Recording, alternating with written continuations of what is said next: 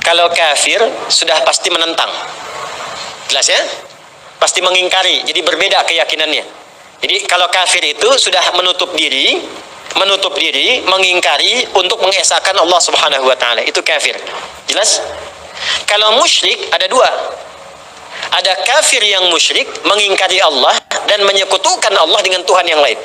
Dia menganggap ada Tuhan lain selain Allah Subhanahu wa taala dan disembah Tuhan itu selain Allah.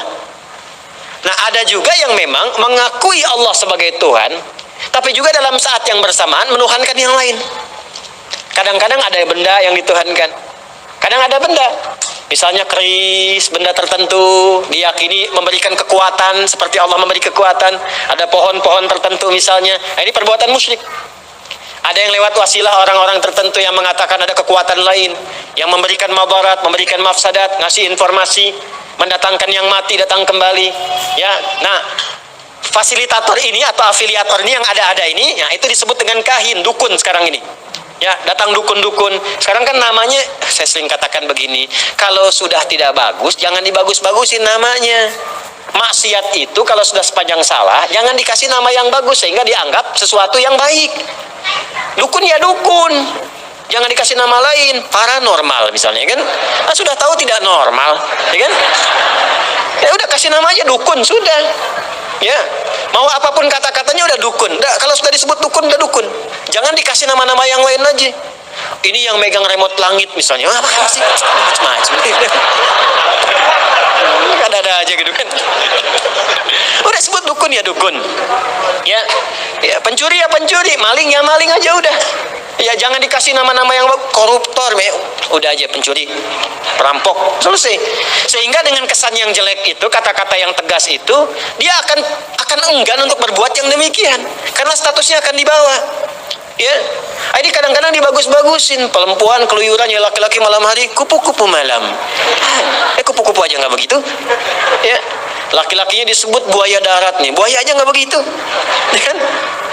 Jelas ya? Nah, jadi kalau ada yang berbuat yang tidak baik, tempatkan sesuai dengan tempatnya saja. Paham sampai sini?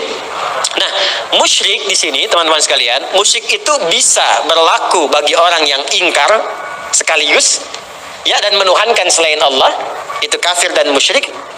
Ada yang memang mengatakan beriman tapi musyrik, maka ini dosa besar yang sangat luar biasa, yang bisa menggugurkan seluruh amal soleh yang telah dikerjakan. Awas ya, jadi misalnya ada yang haji nih, misal saja, ada yang umrah, ada yang puasa, sholat, tapi saat yang bersamaan dia datangi dukun, dia mempercayai ada keyakinan lain, kekuatan selain dari Allah, maka ketika perbuatan musyrik itu terjadi dan tidak taubat sebelum meninggal dunia, maka berpotensi tidak mendapat ampunan Allah dan tidak berguna semua amal yang telah dikerjakan sebelumnya. Itu yang dimaksud Quran surah An-Nisa itu di ayat ke-48, ya, dengan yang ayat 116 itu. Innallaha la yaghfiru ay yushraka bihi wa yaghfiru ma duna dzalika liman yasha. Allah akan berkenan mengampuni semua dosa-dosa yang lain selain dosa syirik. Awas ya, selain dosa syirik. Pelakunya disebut apa? Musyrik. Sepanjang dia musyrik selama hidup tidak bertobat. Ingat, tidak bertobat. Kalau bertobat, meninggalkan perbuatannya, terampuni dosanya, tidak terancam dengan ayat itu lagi. Di cara memahami ayatnya, bukan tidak diampuni selama hidup, bukan. Kalau dia tidak bertobat, maka wafatnya dalam keadaan su'ul khatimah dan tidak akan pernah berpotensi mendapatkan ampunan Allah saat kembali kepada Allah di akhirat. Tapi kalau dia sempat bertobat, memperbaiki hidupnya, berpotensi dan berpeluang mendapatkan ampunan Allah Subhanahu wa taala. Jelas sampai sini? Baik. Nah, maka di sini kenapa disebutkan kalimatnya musyrik bukan kafir?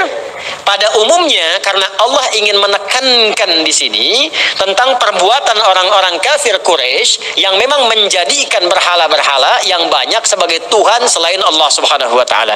Seakan-akan memberi kesan kepada umat Islam tuh begini, "Hei, jangan sampai terjadi, kamu memang tidak kafir.